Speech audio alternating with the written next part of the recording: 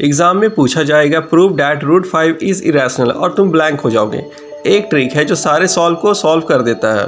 Trick देखो, irrational proof कैसे करें। स्टेप 1 रैशनल मान लो। स्टेप 2 कंट्राडिक्शन एक्सप्लेन करो। स्टेप 3 बस इरेशनल हो गया, हेंस लगा के लिख दो।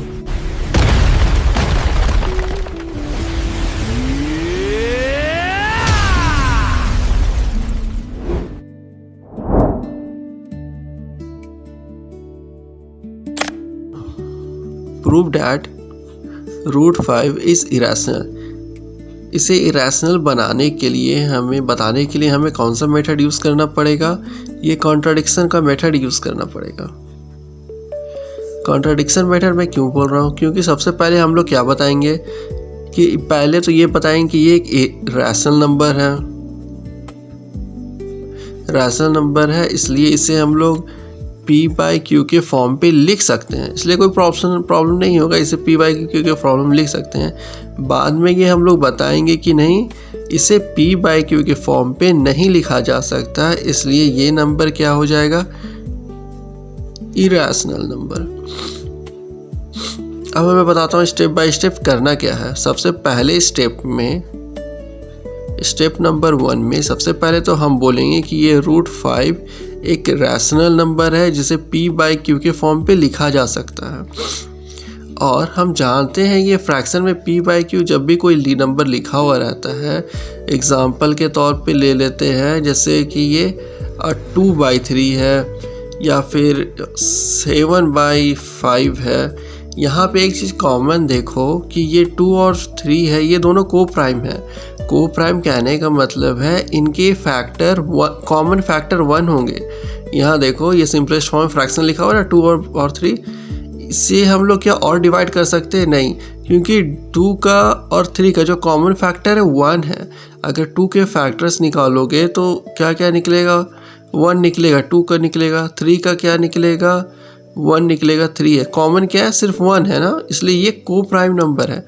अब ये 7/5 देखो, 7 और 5 का देख लेते हैं। इसका भी 1 है और 7 है, इसका भी 1 है और 5 है, इसमें भी कॉमन 1 है। ये तो बहुत सिंपल है, आ जाएगा। लेकिन अगर मैं पूछूं कि ये कि मेरा अगर 8/10 है, क्या ये को प्राइम नंबर है? P/Q के फॉर्म पे लिखा हुआ है। P/Q के फॉर्म पे तो लिखा हुआ है, पर ये सिंपलेस्ट फॉर्म में नहीं है, इसलिए हम लोग फ्रैक्शन में नहीं लिखेंगे, इससे हम लोग और डिवाइड करेंगे। कितना? ये 2 से कट जाएगा ना, 2 4 जा 8, 2 5 जा 10, तो इसी को हम लोग 4/5 भी लिख सकते हैं। अब ये 4/5 क्या हमारा को प्राइम नंबर है? चेक करते हैं।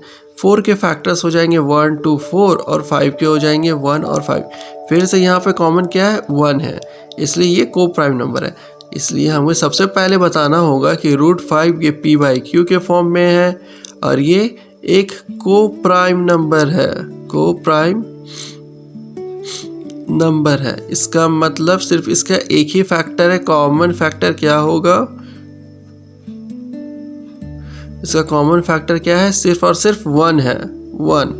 ध्यान देना, सिर्फ 1 है। तो हम लोग पहले क्या बोले स्टेप 1 में? स्टेप 1 में हम लोग को बताना है कि रूट 5 ये P/Q के फॉर्म पे लिख सकते हैं। इस वजह से रूट 5 ये को प्राइम नंबर और इसके पास सिर्फ एक ही फैक्टर है 1, इसके पास और कोई फैक्टर नहीं है। स्टेप 2 में हम लोग को क्या बताना है? यहाँ देखो, स्टेप 2 में हम लोग बताएंगे कि रूट 5 अब जब A/B के फॉर्म पे लिखा हुआ है, तब हम लोग जब इसे अरेंज करके स्क्वायर करेंगे, तब हम लोग को यहाँ से देखो एक सिंपली क्या निकल जाएगा?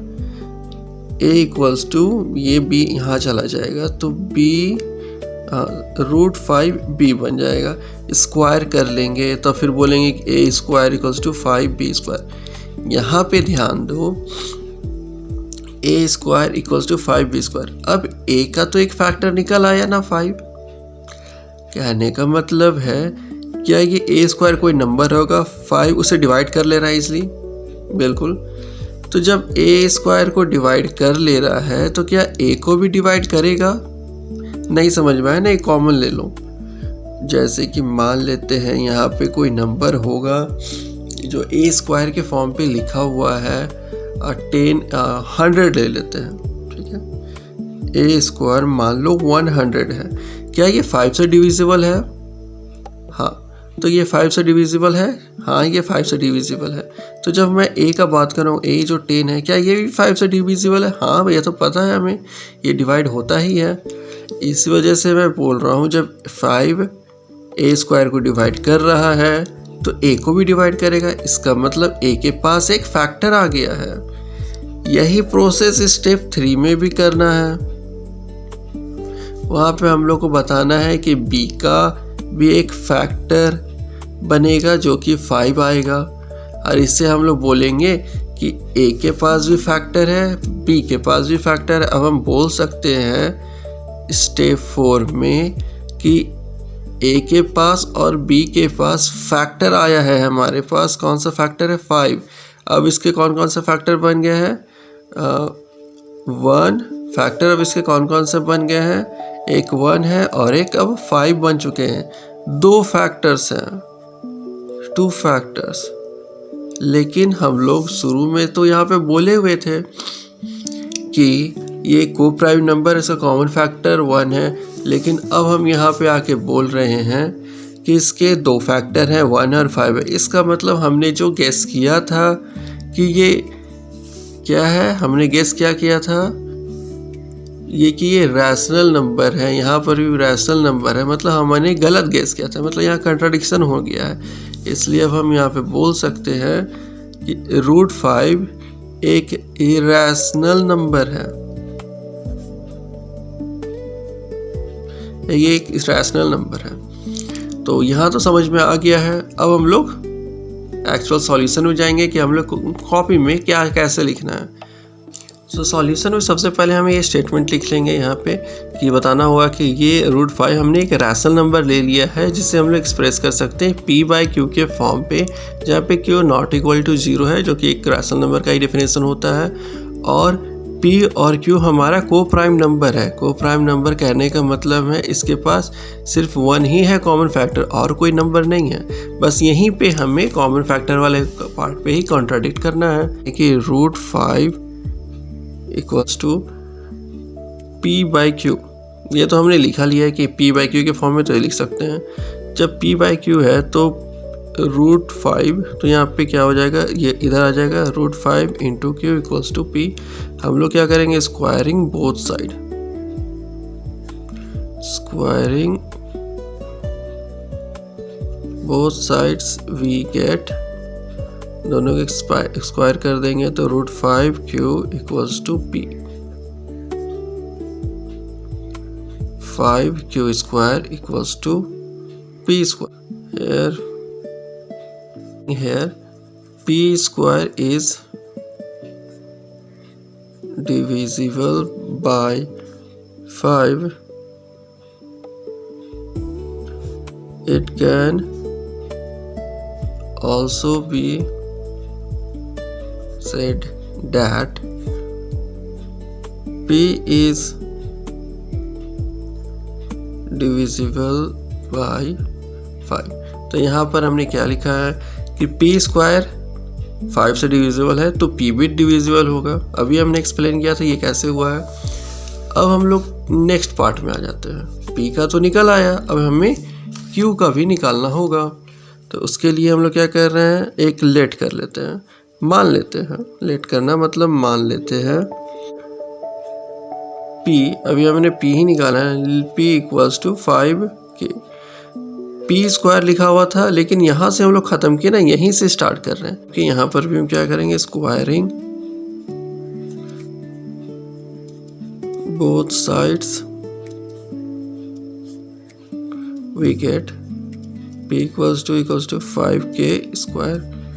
यहाँ आप देखो p² है, p² के बदले में ऊपर से कुछ लिख सकते हैं क्या? यहाँ पर ऊपर देखो p² = 5q² ना, यहीं पर से वो नंबर ले आओ, तो p = 5q² होता है, और इधर 5 5 25k²। तो q² ये और ये 5 5 कट जाएगा, कितना हो जाएगा, 25/5k², 5 बार में। तो q² = 5k²। यहाँ पर q² = 5k² आ गया है। सेम पी स्क्वायर के जैसा सेम स्टेटमेंट यही वाला यहाँ पे फिर से लिख देंगे।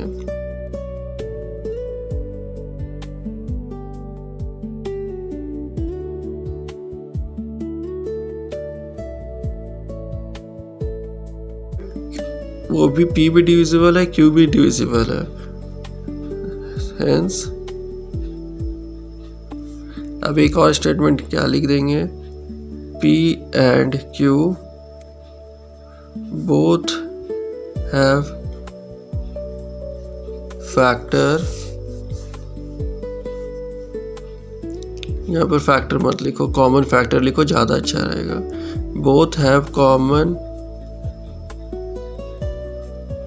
Factor 5 other than 1। हमने तो कहा था पहले 1 है, अब 5 भी आ गया है, तो यहाँ पे contradiction arises. So contradiction arises, therefore root 5 is an irrational number। बस ये लिखे यहाँ पे ख़त्म। ये क्वेश्चन हमारा सॉल्व हो गया है।